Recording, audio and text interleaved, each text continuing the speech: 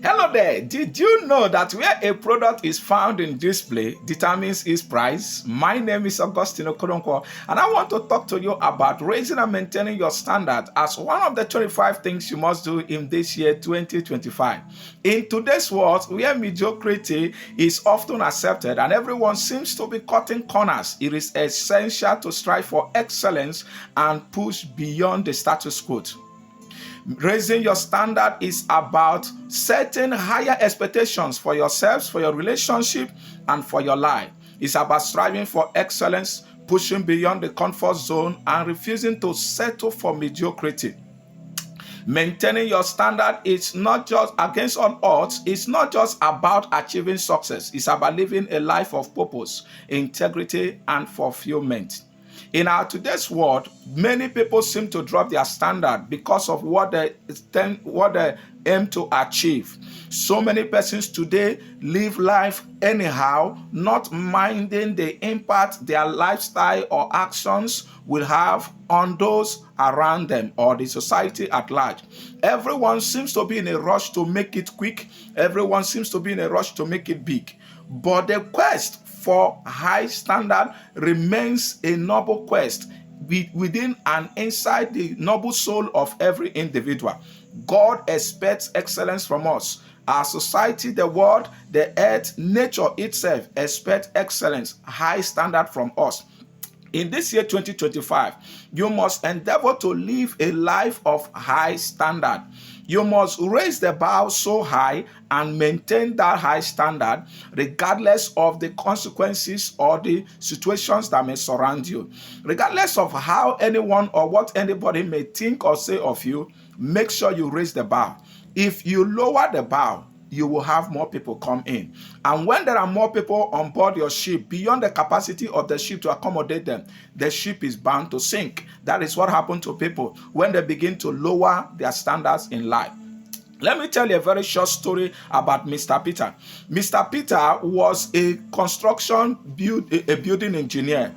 He was hired by his boss, and for many years he was faithfully working and helping his boss to execute contracts of building estates, houses for their clients.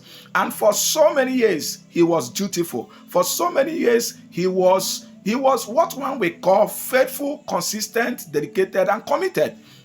And so it came to a time towards the end of his retirement. His boss has asked him to build a particular model, a particular house for him. Unknown to Mr. Peter that there was a plan in the mind of his boss. Mr. Peter was handed the design for the building, and Mr. Peter went into action. And now, in course of his interpersonal deliberation, Mr. Peter began to think to himself, oh, after I have served this man faithful for this many years, he had not even thought of doing me any favor or showing me kindness in one way or the other as a way to say thank you for the job well done. Now, what did he do? He decided to begin to cut down the quality of the material he needed to use to build the house. The amount of money he had requested to buy these materials, he cut it into half and went and bought cheaper materials to build the house. At the end of the day, when he was done building this beautiful edifice, his boss came to him and said to him, when he has handed the building keys to his boss, the boss said to him, I said, Mr. Peter, you know, for over the years you have served me faithfully, and I had thought it within me what was the best way to give you a parting gift other than to give you this building as a gift. That word coming out of Mr. Peter's boss's mouth made Mr. Peter to wheel on himself. He literally became frozen. He literally lost his consciousness. And he was beaten to the game.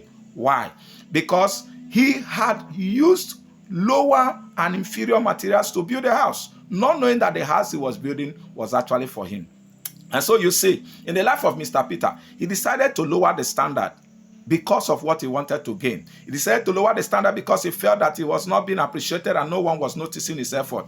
And by doing that, he never knew that he was hurting himself. When you lower the standard, you hurt yourself, you hurt your destiny, you hurt your future, you hurt generations attached to you when you lower the standard. In this year 2025, you must endeavor to raise the standard and to maintain the standard. In the place where you find yourself, in whatever office, environment, job, work you find yourself doing, please make sure you maintain the standard. If you're a constructor that have been given the contract to construct a road, make sure you use the best material. You never can tell. Your own first son may die on that road if you do not construct it very well. If you're a builder, build that house where you never can tell who it will collapse on.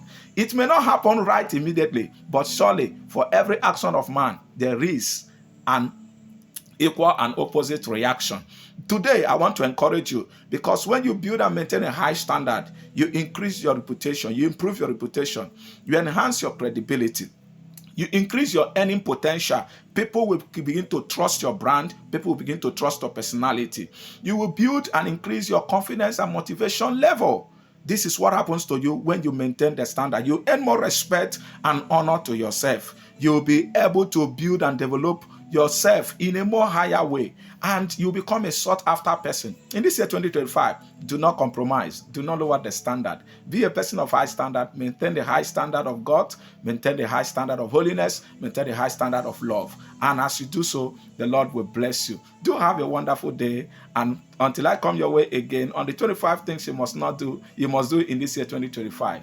I remain your brother and friend, Pastor Augustine Okoronkwo. God bless you.